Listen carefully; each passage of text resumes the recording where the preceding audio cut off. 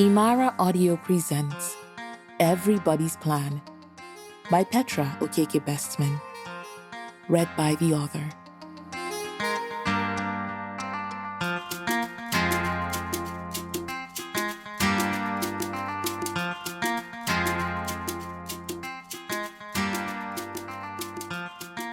One summer day in 2015, I decided to take a train ride to downtown Calgary.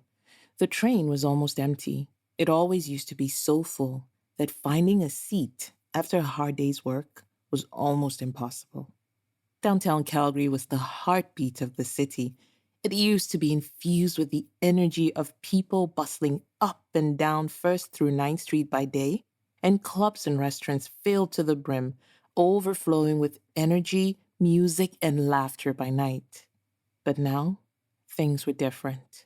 There was an economic downturn, and it had hit Calgary quite hard. The train stopped at 3rd Street Station, and a tall man in a dark suit got in. We made eye contact, and he smiled. He was probably in his 40s with a dusting of gray on his beard and temples. He asked if I was Nigerian, and I nodded yes. His face lit up. "Ah, my sister, how fun, huh?" he said in greeting as he sat down beside me.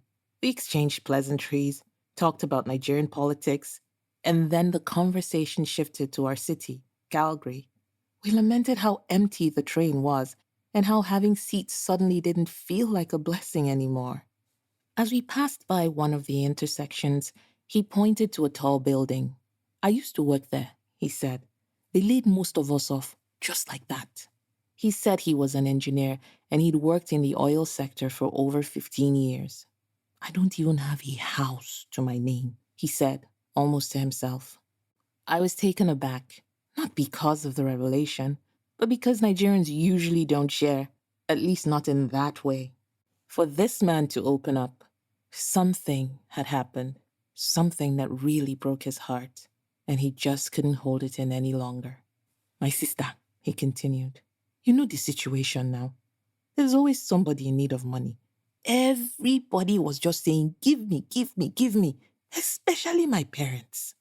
It's terrible," he said, his face squeezing into a scowl.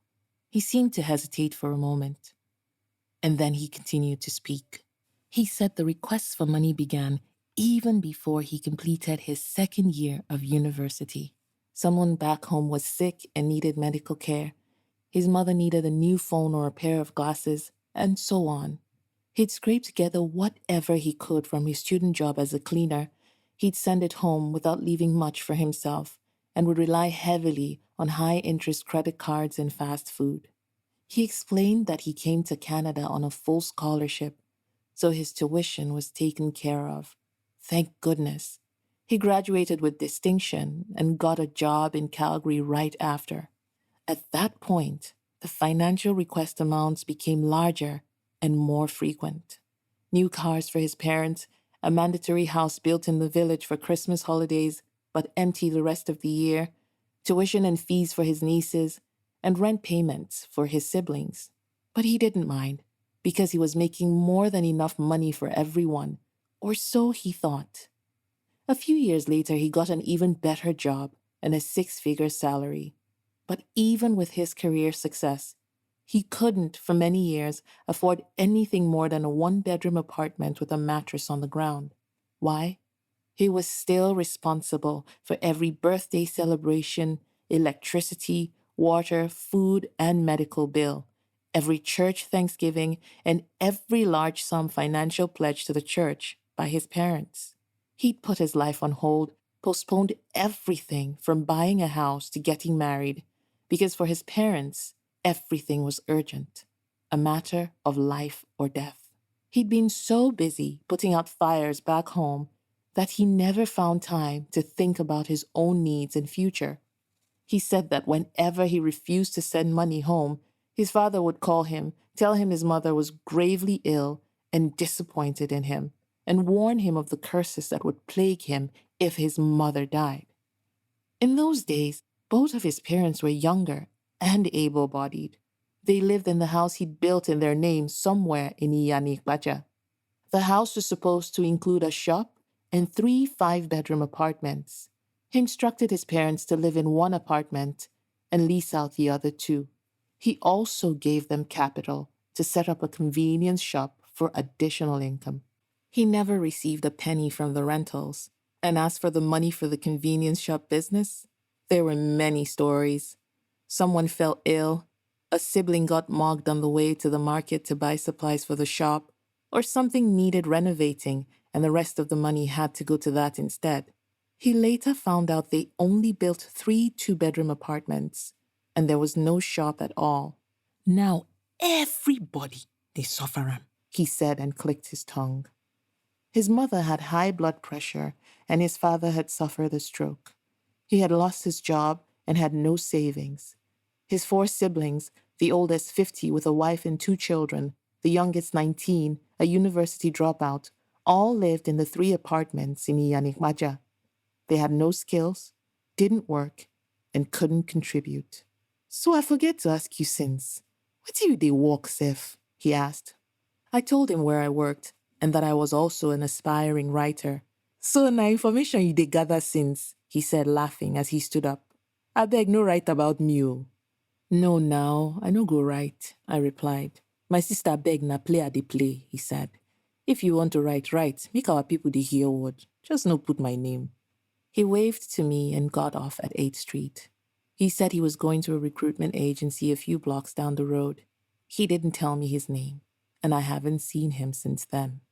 Before I go any further, I have to state that this is by no means an indictment on parents, especially in a place like Nigeria, where there is no social safety net, where over 152 million people live on less than $2 a day. This is about the exploitation and manipulation perpetrated by some family members and loved ones, which prevents success and perpetuates the cycle of poverty. For the sake of this conversation, I'll call the man from the train Jide.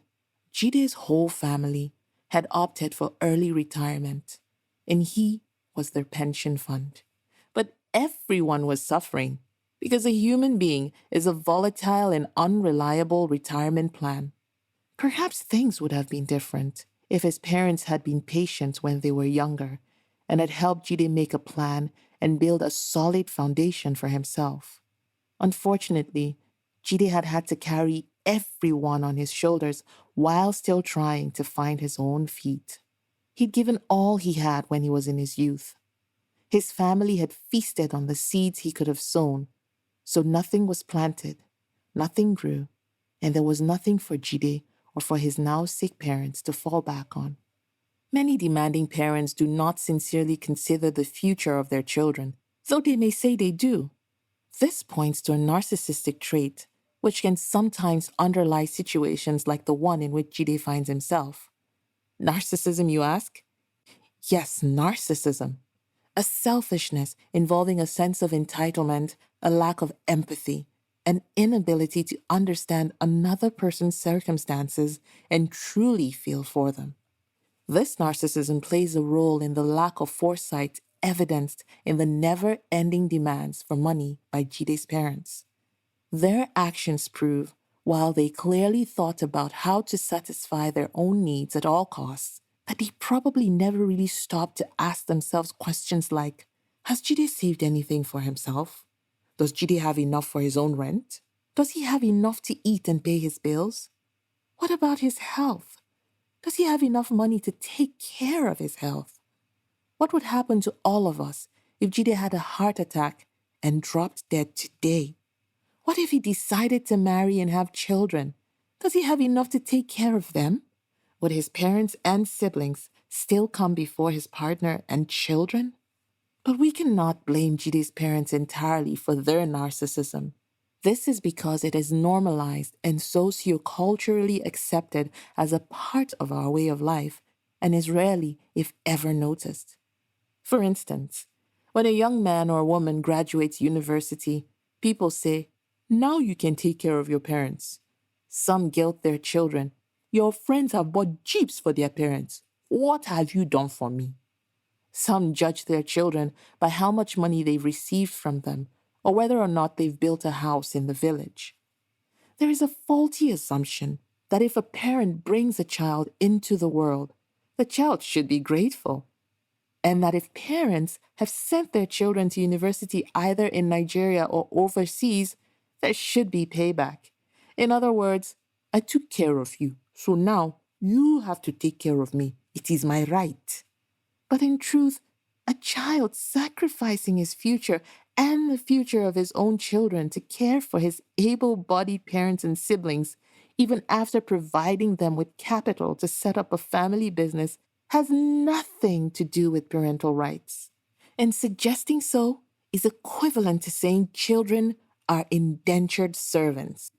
Many, just like Jide, probably want to rebel against this injustice but can't. Perhaps because parents may have repeated a lie over and over again from childhood. I did you a favor by giving birth to you, and then I suffered and raised you.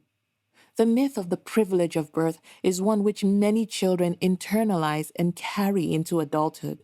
They may aspire towards success not for themselves or their future offsprings, but so that they can pay back and please the parents to whom they became indebted the moment they were born.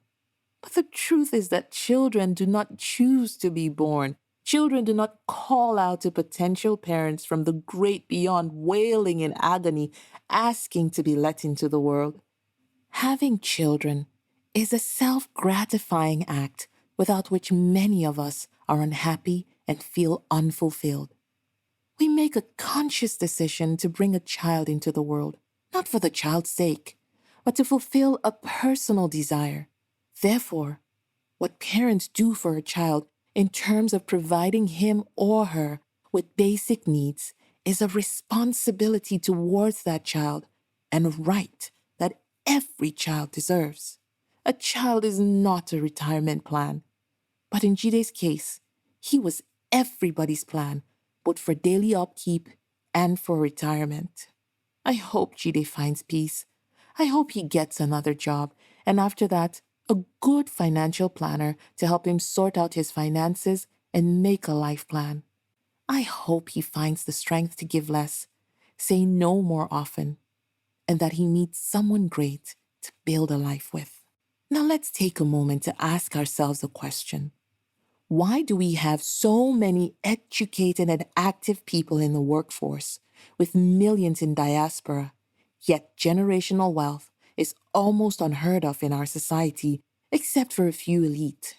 Did you know that a woman's income growth slows down by the time she's 33, and that by the time she's 40 years old, it stops completely? For men, the age is 49. Yes, 49.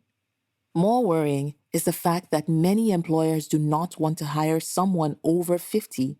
Faced with ageism and other intersecting obstacles, including racism and colorism, a person, just like Jide, a Black person, perhaps loses his job and is unable to find new work.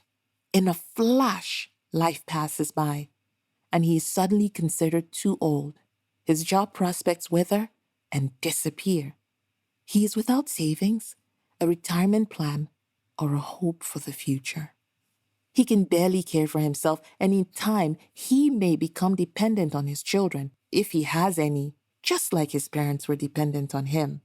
The cycle of poverty continues, and the possibility of generational wealth for those that come after him is also taken away. Most of us have parents who will go to hell and back for us. But let's be honest, they aren't perfect. Many are uneducated on wealth building, budgeting, and financial planning. For some, the concept of long-term savings and preparing for the future is left entirely in the hands of supernatural beings. However, there's a famous saying, God helps those who help themselves, and it needs no further explanation. Our resolve must be to do better than our parents did. And that means that while we appreciate and reminisce what they did right, we must improve on what they could have done better. We must educate ourselves and our children about money, investing, retirement, and getting ahead in an extremely competitive world.